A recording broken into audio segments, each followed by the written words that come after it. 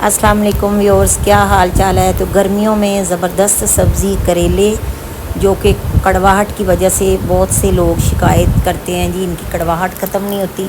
बहुत ही आसान सा तरीका बताने लगी हूँ। करेलों को सबसे पहले अच्छी तरह धो लेना है आपने, और इनके बीज निकाल के इस तरह से कटिंग करने के बाद इनको किसी बास्केट में डालना है और उस पर नमक लगा के आपने इसको 3 से 4 घंटे के लिए रख देना है। इसका जब पानी निकल आए तो इसको अच्छी तरह से करेलों को धो लेना है, और एक कोना जो होता है रोटियों वाला, उसके अंदर इनको डाल के अच्छी तरह से आपने निचोड़ना है। ये देखिए, करेले धोने की वजह से नमक वाला सारा पानी भी निकल जाएगा नमक के साथ, और ये सॉफ्ट हो जाएंगे। और ये पानी जब आप इस तरह से आप इनको निचोड़ेंगे तो इनकी कड़वाहट जो है मुकम्मल तौर पे ख़त्म हो जाएगी, गारंटी है। पका के देखिएगा। और ये देखें, अब हम कर लेते हैं फ्राई।